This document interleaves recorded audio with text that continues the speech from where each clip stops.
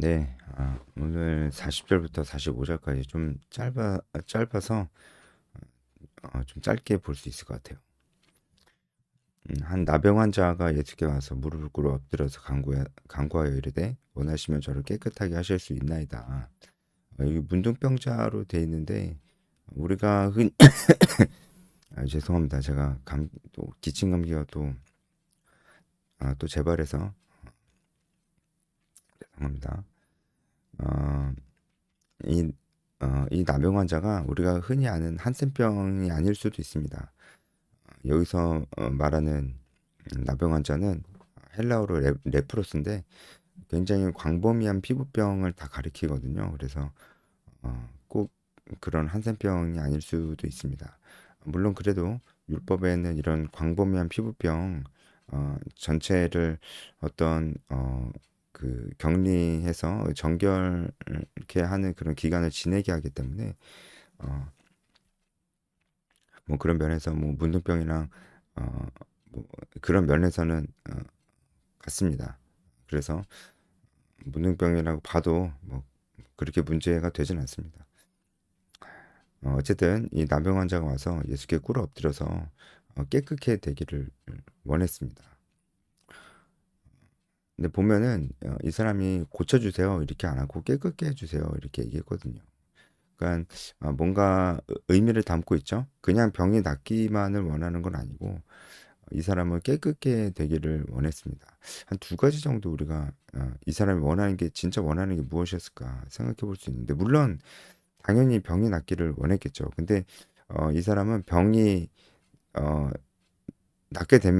병이 낫게 되면서 그 다음에 자기에게 오는 결과를 더 기대했던 것 같아요. 병이 낫게 되면서 일단은 깨끗게 되면 이 사람이 이제 이 사람들과 함께 지낼 수 있잖아요. 사람들과 함께 지낼 수 있잖아요.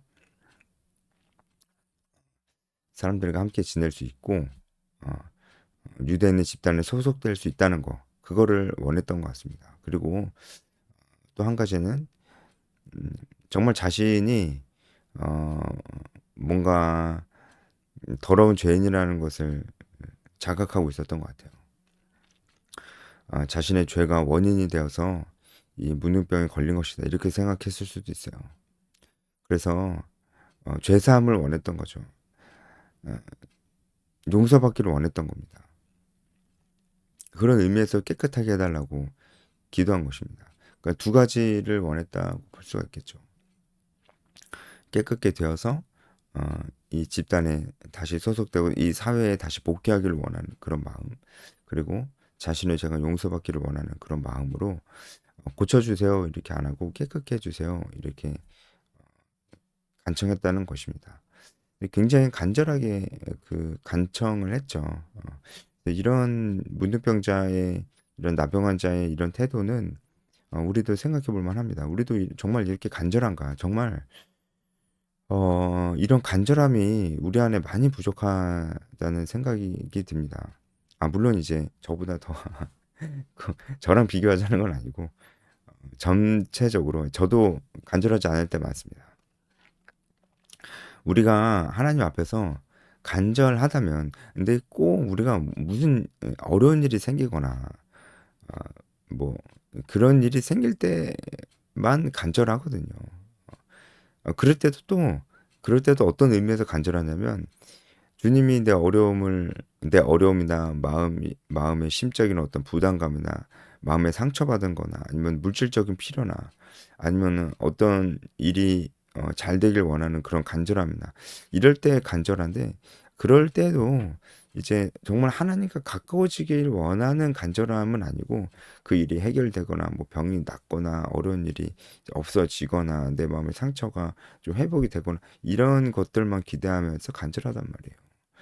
그런 간절함 말고 그런 간절함도 뭐 당연히 있을 수 있고 그런 간절함이 하나님께 하나님을 더 알아가고 하나님과 더 친밀해지고자 하는 간절함으로 이어지면 돼요.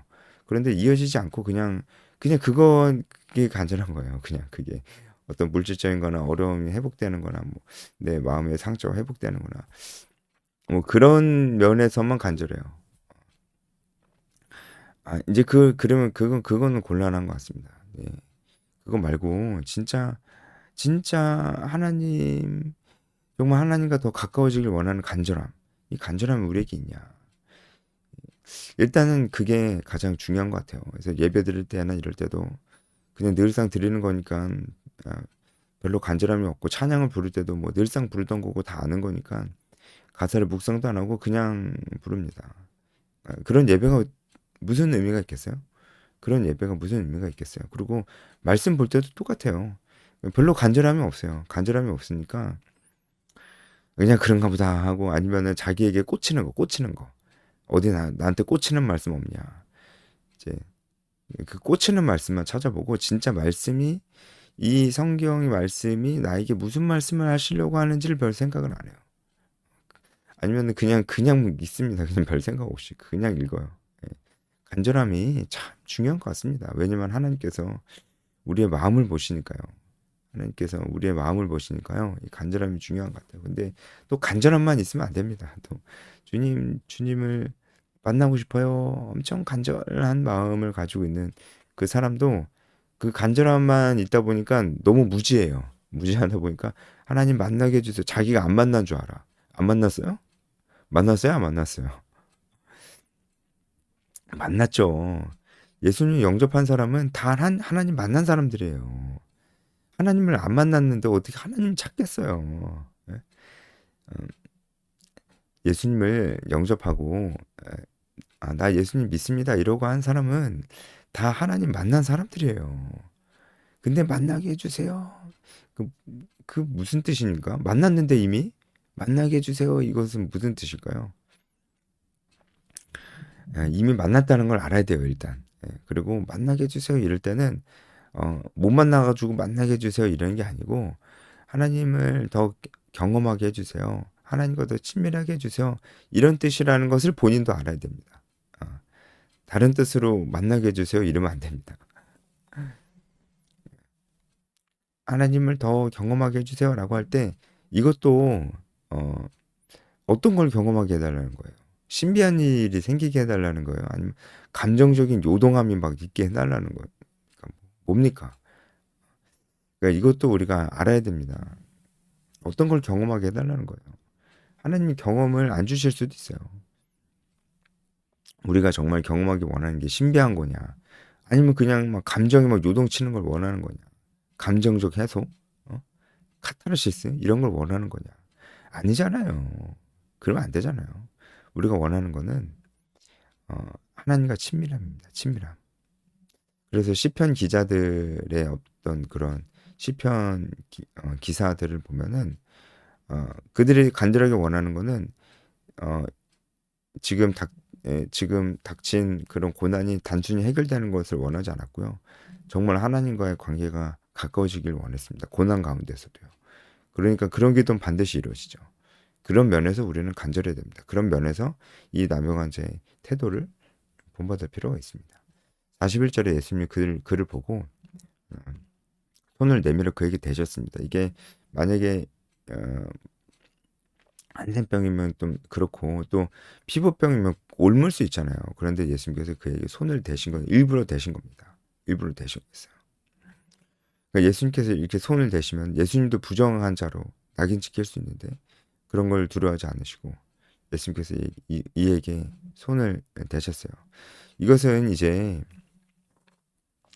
어 그 율법에 의하면 예수님도 부정한 자가 되는 거거든요. 그런데 이제는 그런 율법의 시대는 끝났다라는 것을 얘기해 주는 것이기도 하고요. 어, 이제 이런 부정한 자들도 예수님 믿음으로 말미암아 다 죄 사함을 받을 수 있게 되었다. 이런 것을 나타내 주는 것이기도 합니다. 그렇다고 율법의 기능이 끝난 건 아닙니다. 예수님이 율법을 완성시키러 오셨다고 했잖아요. 근데 율법의 어떤 그런 의미들은 이어가는 겁니다. 율법의 의미들은. 어쨌든 예수님께서 그에게 손을 대신 이유는 이런 의미도 있지만 그를 사랑하셔서입니다. 그래서 이 불쌍히 여기다라는 이 말씀은 헬라어로 좀 긴데 스플랑크 니스 네이스라는 헬라어가 원형인데 어쨌든 이것은 어, 그 내장이 찢어질 듯한 이런 뜻입니다. 유대인들은 그 마음이 내장에 있다고 봤거든요. 우리는 마음이 심장에 있다고 보잖아요. 근데 이 사람들은 내장이 저기 장에 있다고 봤어요. 장.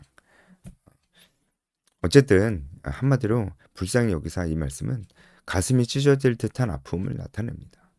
그러니까 예수님이 이 사람을 볼 때 너무 마음이 아픈 거예요. 너무 그를 사랑하시니까 마음이 아프고 여러 가지로 마음이 아프신 거죠. 죄로 인해서 고통받고 있는 우리들, 그 죄를 어떻게 해결할 수 없는 우리의 존재적인 상태, 이런 부분들이 너무 마음이 아프신 거죠. 근데 그런 죄인이 하나님 절 용서해 주세요. 이렇게 나아오니까 예수님께서 그를 깨끗게 하시는 겁니다. 우리는 예수님께서 우리를 향해서 언제나 이런 마음을 가지고 계시다는 것을 잊어서는 안 되겠습니다. 우리를 사랑하시잖아요. 우리가 아프고 힘들 때 어, 하나님은 절대 외면하지 않으십니다. 우리와 함께 아파하십니다. 물론 그렇다고 다 고쳐주시는 건 아니에요. 그건 하나님의 주권에 달려있어요. 안 고쳐주는 게 우리한테 유익할 때가 또 더 많습니다. 그렇기 때문에 안 고쳐주시는 겁니다. 우리를 안 고쳐주시는 게 우리를 둘러싼 다른 사람에게 더 유익할 수도 있어요. 고난이 주는 유익이 있어서 그래요. 하지만 하나님이 우리를 향해서 이런 극률한 마음을, 정말 아픈 마음을 가지고 계셔서 이런 일이 속히 끝나길 원하십니다. 이런 질병이나 이런 것들은 다 죄와 함께 들어왔기 때문에 하나님께서 절대로 기뻐하지 않으십니다. 그래서 하나님께서 우리보다 더 이런 죄악으로 인한 고통이 끝나길 원하십니다. 그러니까 우리는 그것을 의지하고 그것을 믿고 하나님께 기도하는 것입니다. 우리 기도를 반드시 들으십니다. 그리고 하나님께서 이제 깨끗게 하셨습니다. 그리고 44절에 이 사람에게 내 몸을 제사장에게 보이고 깨끗하게 된 것을 제사장에게 보이고 모세가 명한 것을 드리라고 했어요. 모세가 명한 것은 이제 정결하게 된 자가 그 정결하게 된 것을 제사장에게 보이고 드려야 될 예물입니다. 뭐 여러 가지 있습니다. 뭐 산새 2마리, 백향목, 홍색실, 우슬초도 있었고 그리고 흠없는 어린 양과 또 암양이 있었고 그런 거 드리라는 거예요. 그러니까 이런 걸 드리게 되면은 이 사람이 다시금 정식으로 공동체 안으로 들어올 수 있기 때문에 그래요. 그러니까 예수님은 이 사람에게 공동체 안으로 이제 들어가라. 이렇게 얘기하고 계시는 겁니다. 여러분, 공동체 안으로 들어가야 됩니다. 그냥 깨끗게 되고 정말 하나님과 교제 가운데서 하나님을 친밀하게 경험하고 그렇게 살고 있다면 너무나 감사하고 너무나 좋은 일입니다. 하지만 그렇게만 살면 안 됩니다. 공동체로 들어가야 됩니다. 예수님께서 그걸 요구하시는 겁니다. 이 사람이 깨끗해졌잖아요. 지금 42절에 이 사람은 깨끗해졌는데 그것으로 충분하지 않다는 거예요. 깨끗해졌으니까 이제 공동체 안에 들어가서 공동체와 함께 해야 돼. 정식으로 들어가. 그러니까 정식으로 들어가려면 제사장에게 보여주고 예물도 내. 이 얘기를 하시는 겁니다. 우리도 마찬가지입니다, 여러분. 이제 지금처럼 공동체가 중요할 때가 없는 것 같습니다. 왜냐하면 공동체는 원래 중요한 건데 지금이 공동체가 너무 다 와해되고 있어요. 특히 청년 공동체 다 뿔뿔이 흩어져 있어요. 뿔뿔이 흩어져 있으니까 평소에 말씀 기도 생활 안 하죠. 그리고 크리스찬으로서의 건강한 성경적인 가치관과 세계관과 이런 것들을 잘 가지고 있지 못하고 세상의 공격에 무방비죠. 그러니까 세상의 생각과 문화들이 침투하죠. 무방비니까 무너지죠. 세상의 문화를 받아들이죠. 그래서 말로는 기독교인인데 세상 사람들과 같은 삶을 사는 일들이 너무 많아요. 너무 많아요. 너무 많아요. 우리는 그냥 전부 다 무너지고 있는 겁니다. 모이지 않으면 우리는 안 돼요. 그리고 어떤 사람은 공동체 활동을 안 하는데 혼자 아주 잘하는 사람 있어요. 혼자 말씀 기도 생활도 잘하고 성경적 가치관을 붙들고 그렇게 사는 사람들이 실제로 있습니다. 하지만 그 사람도 그러면 안 됩니다. 왜냐하면 이거는 명령이에요, 명령. 난 괜찮으니까 공동체 생활 안 해. 이제 그거면 안 됩니다. 그 사람도 공동체 생활을 반드시 해야 됩니다. 반드시. 왜냐하면 아니 잘 살고 있잖아요. 잘 살고 있으니까 공동체 가서 다른 사람 도와줘야죠. 혼자만 잘 살면 어떡합니까? 다른 사람 도와줘야죠. 그렇죠. 그게 맞는 거죠. 그래서 공동체는 신구약 전체 하나님께서 우리에게 정말로 강조하시는 겁니다. 공동체 해라. 그렇습니다. 그렇습니다. 그래서 이 사람에게도 예수님께서 이렇게 강조하셨습니다. 근데 이 사람이 이제 공동체에 들어가서 너무 들어갔나 봐요. 사람들은 너무 많이 만나가지고 예수님이 분명히 알리지 말라고 했는데 다 알리고 다녔습니다. 마지막으로 예수님께서 알리지 말라고 하시잖아요. 이거 저번 영상에도 말씀드렸는데 메시아 은액사상입니다. 왜 알리지 말라고 하셨는지 그때도 말씀을 드렸는데 한 번 더 말씀을 드리자면은 예수님께서 이렇게 놀라운 일을 행하시는 것이 알려지면 일단은 사람들이 예수님이 전하는 복음에는 관심이 없고 그냥 예수님께서 베푸시는 기적을 한번 신기하니까 보고 싶다든지 아니면은 그냥 자기의 병이 치유받고 싶다든지 그냥 단순히 그것만으로 예수님을 쫓습니다. 복음에 귀를 기울이지 않아요. 그래서 잘 알리려고 하지 않으셨습니다. 그리고 예수님께서 이렇게 신비한 일을 하시는 것을 사람들이 알게 되면 예수님의 대적들이 예수님을 더 빨리 죽이려고 달려들 겁니다. 그러면 예수님의 사역이 많이 지장이 있겠죠. 그래서 예수님께서 알리지 말라고 하시는 이유가 바로 거기에 있습니다. 오늘 여기까지 하겠습니다.